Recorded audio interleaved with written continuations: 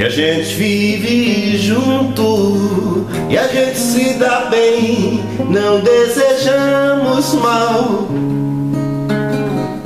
a quase ninguém. E a gente vai à luta e desconhece a dor, consideramos justa toda forma de amor. Yeah. Vamos começar?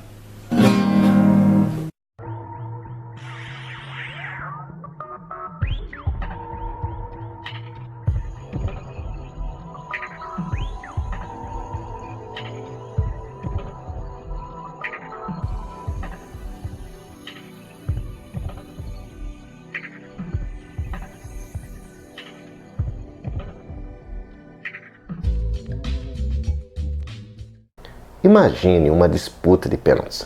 Um faz o gol, o outro converte. Dos 9 juízes da Suprema Corte norte-americana, 4 eram assumidos conservadores e 4 eram assumidos liberais. Todos votaram provavelmente conforme a sua ideologia.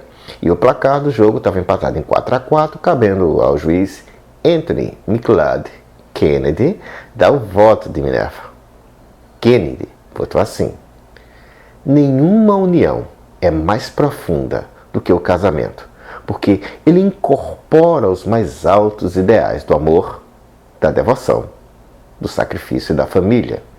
Ao formalizar uma união conjugal, 2 pessoas se tornam algo maior do que eram antes. Como alguns demandantes demonstraram nesse caso, o casamento incorpora um amor que pode perdurar mesmo após a morte. Seria um mau entendimento para esses homens e mulheres dizer que eles desrespeitam a ideia do casamento.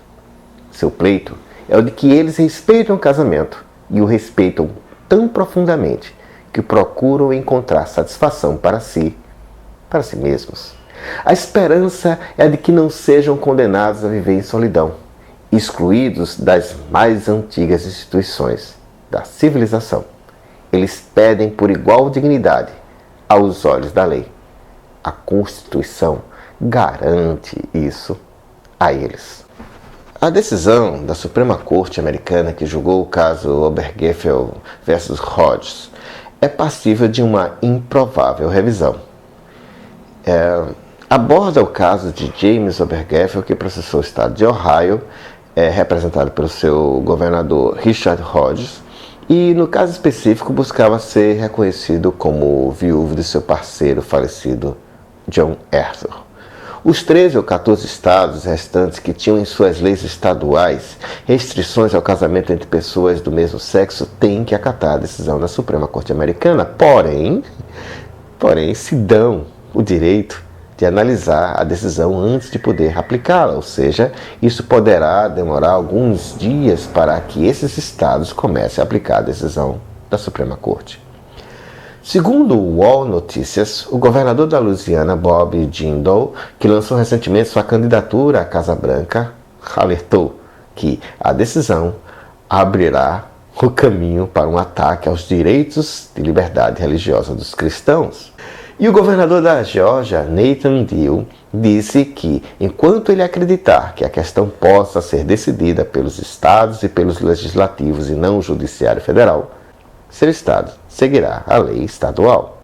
No Brasil, já em 2013, o Supremo Tribunal Federal decidiu pelo direito ao reconhecimento da união entre pessoas do mesmo sexo e o Conselho Nacional de Justiça, baseado nessa decisão, que decorreu numa ação direta de inconstitucionalidade a 4377, que por sinal foi baseada numa arguição de descumprimento de preceito fundamental, o 178, que foi protocolado pela Procuradoria-Geral da República, além de existir um ADPF, que é a de número 132, então o Conselho Nacional de Justiça determinou que os cartórios efetivassem o casamento entre pessoas do mesmo sexo.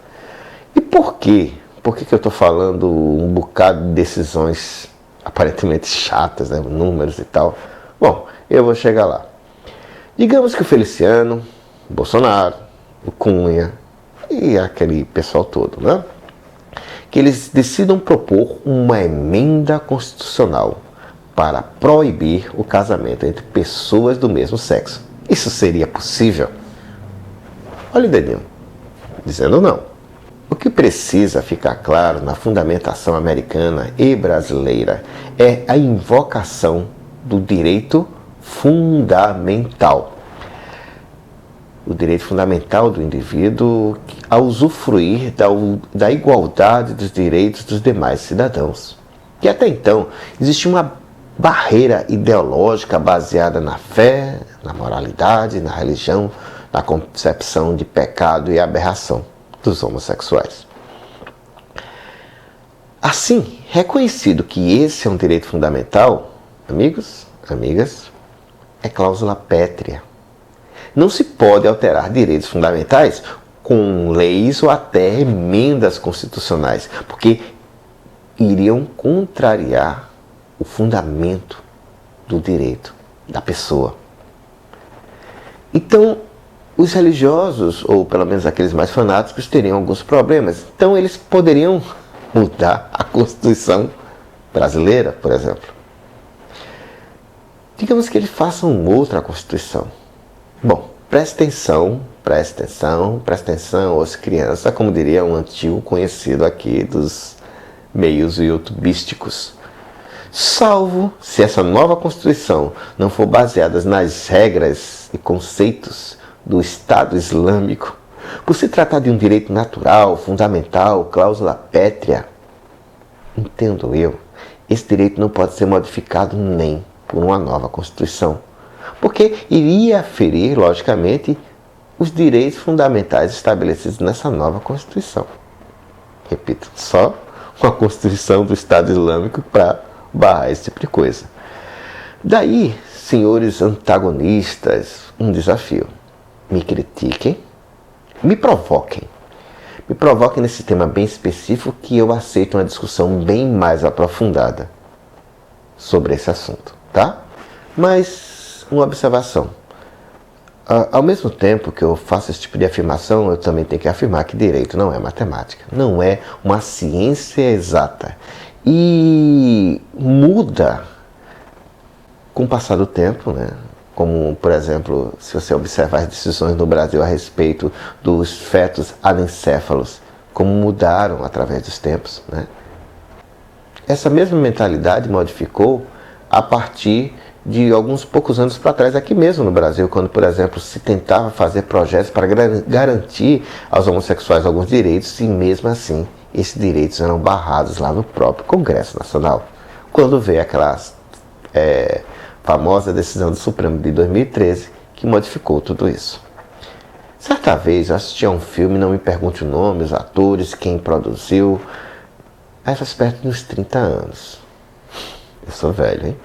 Duas mulheres viviam juntas a vida toda e uma delas faleceu, justamente a que tinha todos os bens do casal em seu nome. Imediatamente após a morte dela, né? Parece que a vida inteira ignoraram aquela mulher falecida, especialmente pela condição sexual, de opção sexual dela.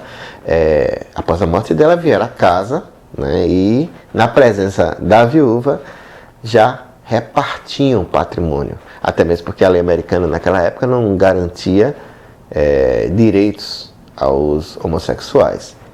E isso tudo me chocou bastante, tá? Por um detalhe legal. Aquele argumento me convenceu e desde então não vejo lógica na limitação dos direitos dos homossexuais, coisa que há bem pouco tempo era um tabu que sequer seria analisado em nossos legislativos. E foi preciso a justiça, de forma unânime aqui no Brasil e de uma forma bem batalhada lá nos Estados Unidos, dar um basta nessa bobeira, nessa imbecilidade, nessa idiotice de fiscalização de cois e xerecas alheias. Pois é, a conspiração da escola de Frankfurt, que tinha como uma das molas mestras a pregação do gaysismo com o objetivo de implantar o comunismo internacional, venceu mais uma vez, né, Olavo de Carvalho? Ou melhor, foi tudo culpa do safado, do Gramsci, que já naquela época idealizava um plano internacional para fazer massa de manobra, usar os gays e depois exterminá-los. Esse comunista desse Obama é um danado, viu, gente? O que acontece, na verdade, longe dessas ideias, longe desse delírio, desse devaneio de pessoas que querem acreditar em coisas completamente improváveis, o que acontece agora nada mais é do que uma modificação social baseada na luta de muitas pessoas que muitas vezes também erram. Por exemplo, eu já ouvi muito as expressões do tipo: só pode entender o que é gay quem for gay, só pode falar de negro quem for negro, só pode falar de mulher se for feminista. Não, essa não foi uma vitória dos homossexuais. Essa foi uma vitória das pessoas, da sociedade, do mundo, que somente agora estão percebendo que existem pessoas diferentes e que não é por isso, por elas serem diferentes, que elas não vão ter direitos. Elas são diferentes, sim. São minoria. Mas não são, por isso, menos pessoas, menos gente. Ok? No mais, valeu!